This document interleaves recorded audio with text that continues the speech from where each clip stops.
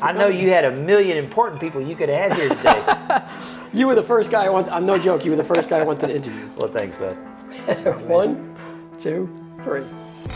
Nice. All right. And this is an Arnold Palmer, right? Arnold Palmer, John Daly. John Daly, which the difference is vodka. Arnold Palmer, clean cut, John Daly. Let's see how this is. You're going to love it. Oh, that is good. Yeah, be careful. That's like crisp. That's pretty good. I like Be careful. Get down smooth.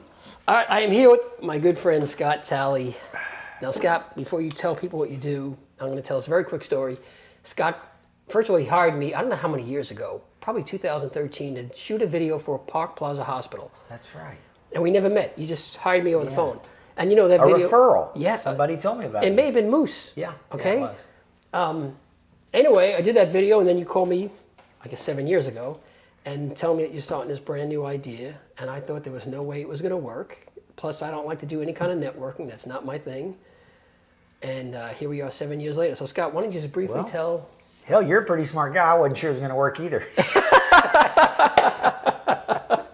I needed to find some way to make a living.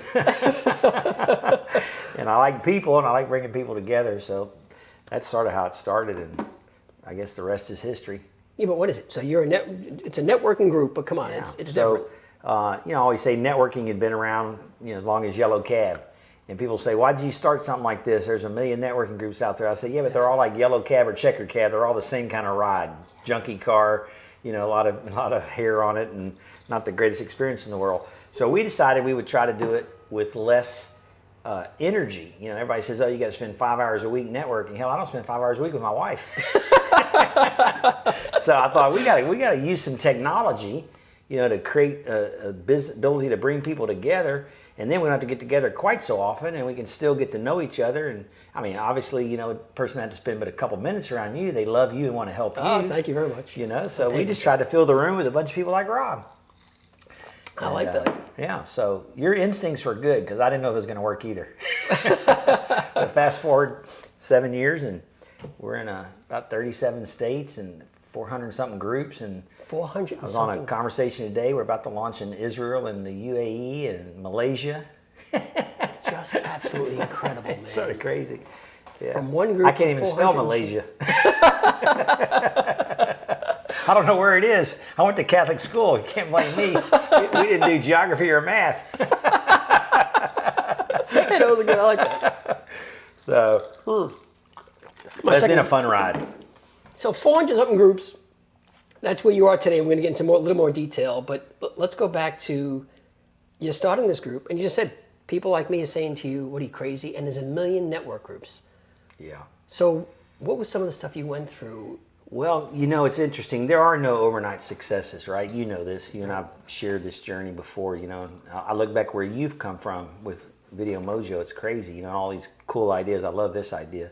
Thank you. But you have to keep growing, and you have to keep evolving. And we've certainly evolved. But the whole premise was that people were short on time. Right? People were moving into high rises or putting AstroTurf in their yard, getting somebody to shop for their groceries. Sure. So I thought, how could we make networking more efficient? So that's sort of what drove the idea.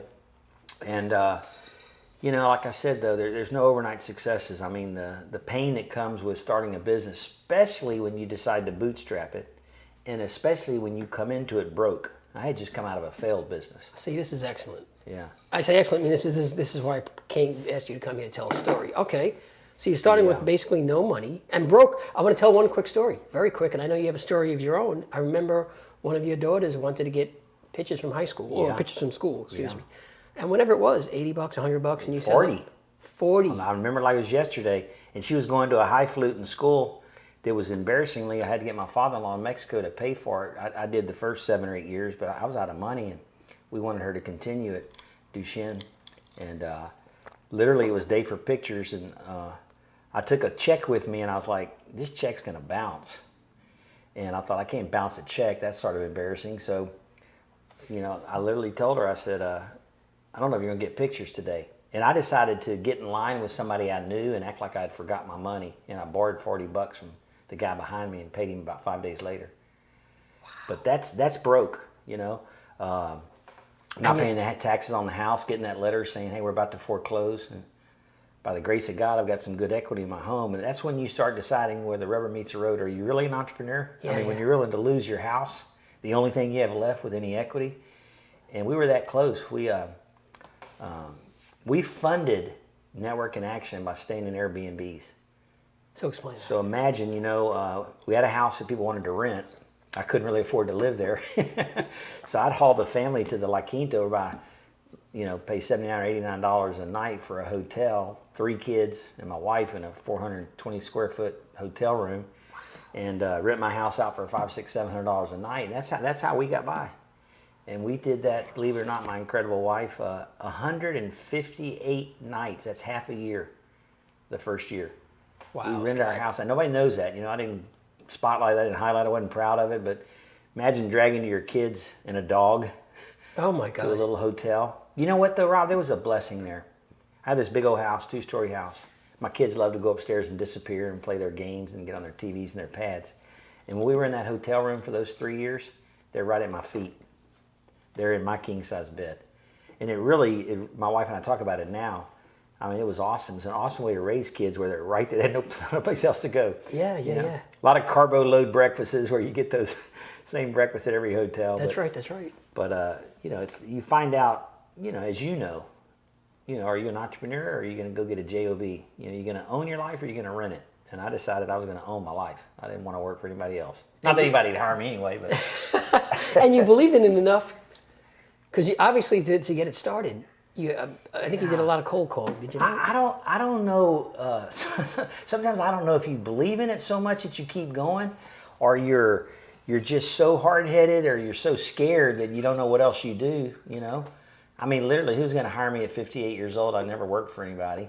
And I'm going to listen to somebody tell me what to do and when to show up and what I'm going to get paid. None of that resonated with me. So it's like I had to make it work. Yeah.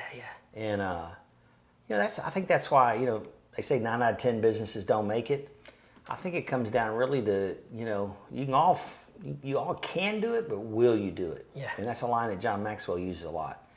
And I love my family and I love what I'm doing, even when we weren't making any money. I remember, the first few members that were sold, and we'd make $100, and in that week we might sell 3 or 4 members, and it's like, wow, we made $300. I'm like, we got a long way to go, and we've added 400 in the last 7 weeks. Big difference. Wow, man. Holy cow. But how are you getting them in the beginning? Like I said, my gosh, it's just guerrilla warfare, man. It's just take somebody to a coffee shop and twist their arm, just like I did you. You told me it wasn't going to work, and I said, well, let's give it a try, and I was able to convince you, and by the grace of God, because I think about the early adapters, of you and the Neil McClones, and if I wouldn't have had 18, 20, 22 people that I was able to convince, we'd have never got off the ground. And, And 7 years later, I think you admit we still have a lot of fun, and we become great friends. I love you like a brother, I feel the and same I'm way, super buddy. proud of you. Well, thank you very much, man. I do feel great about that. Thank you. All right, but I have to go back to this. I'm sorry. Because a lot of people, including myself, business gets slow. What do? I hate, with a passion, doing cold calls. And I say I'm not good. Honestly, I have such little practice because I don't do it. I was in a meeting of yours. I taped it for you way back when, videotaped it. You were teaching other managers. And I think you said, I forgot how many hours a day. You said you need to be on the phone making this many calls every single day. Well, that's one of the ways we've evolved, because what I've learned, my hard head over the last 7 years, is you can't take a person who doesn't like the phone and turn them into a cold caller. And that's what we used to try to do. So as Network in Action's evolved, we actually have about 5 different ways that we build groups. So if somebody doesn't like the phone, we don't force them to use the phone anymore. They need to go out to as many networking meetings as they can. Now, I'd rather be on the phone than pay $25 and go eat rubber chicken every lunch. But, we learned that some people don't like the network and some people don't like the phone. Okay, well, then you better learn to use the electronic ways, Alignable and LinkedIn and Facebook and right. Nextdoor groups. So we've evolved, and now we have, different ways that we build the groups. It makes it much easier for our franchise owners. And how about your wife? You talked about being in a hotel with your wife. She was obviously a great support, because that's part of it.